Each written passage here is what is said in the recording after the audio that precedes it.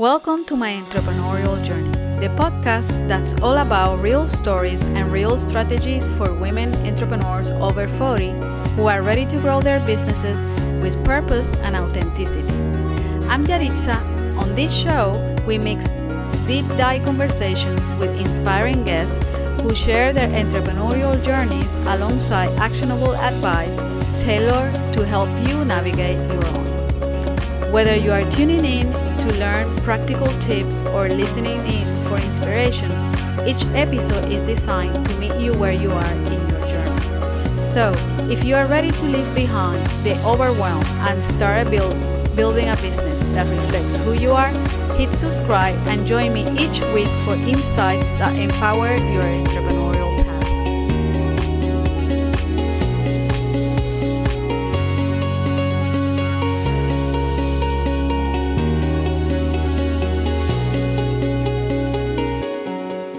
Hey there and welcome back. If you opened Instagram this morning and saw another Crush Q4 post and felt your stomach tighten, you are in the right place. Today isn't about doing more. It's not a productivity pep talk.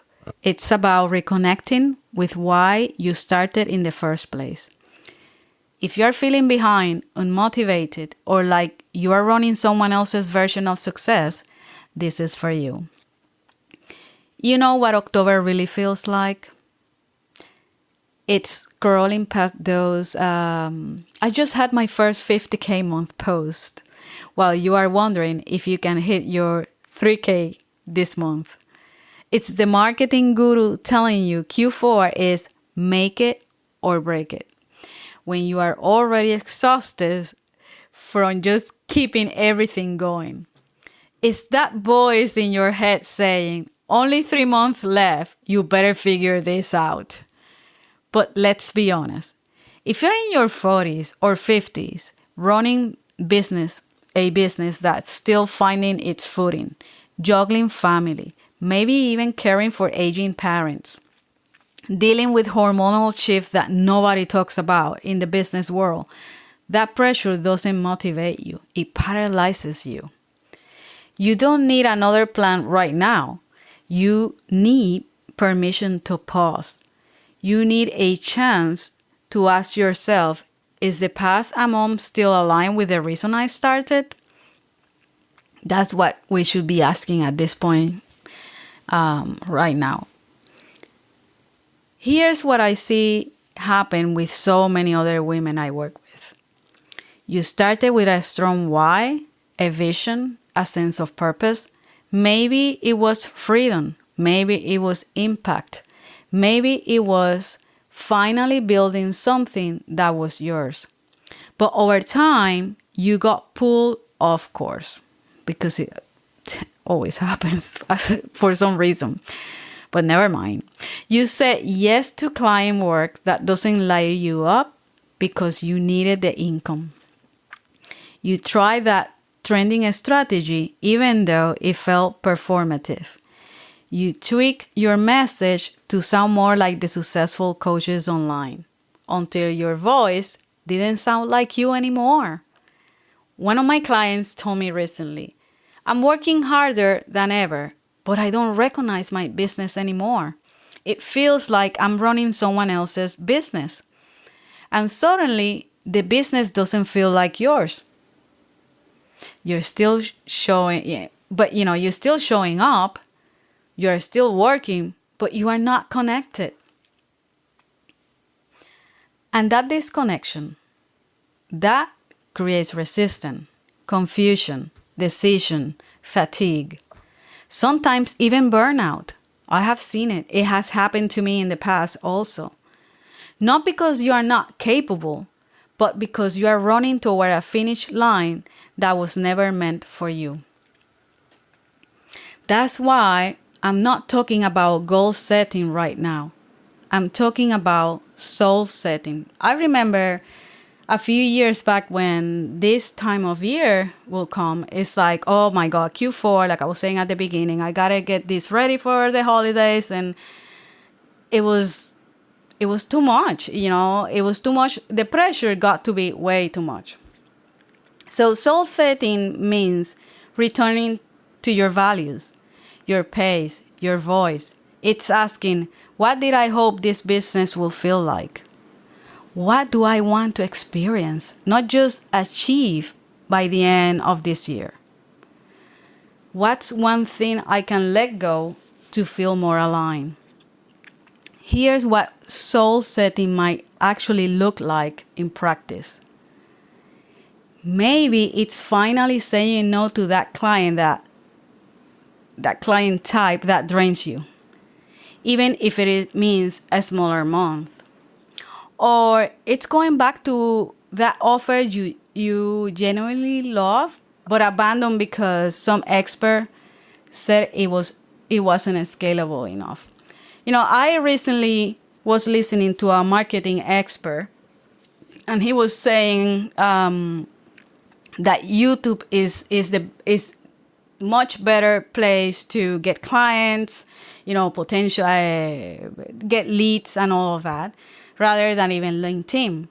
And I'm not saying that he is not right about it, but it wasn't right for me at this time. I almost abandoned my strategy because I was thinking, oh my God, that's what I should be going back to, because I have a YouTube channel, and I paused because it got to be too much for me at this stage.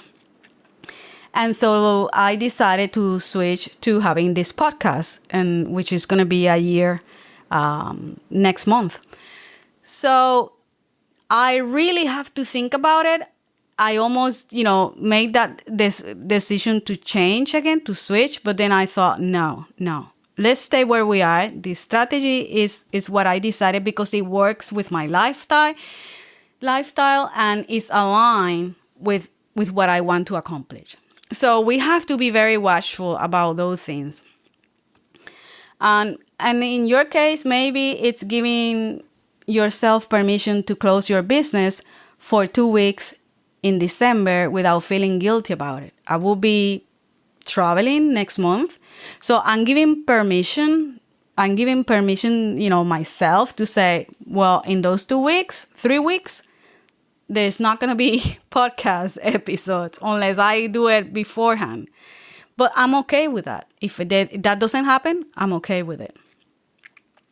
So also it could be admitting that showing up on Reels 5 times a week isn't working for you, and choosing a marketing approach that doesn't make you feel like you are performing. Because here's the truth. When you are clear on your why, your energy comes back. Not because you are forcing anything, not because you found some magic strategy, but because you are no longer fighting yourself.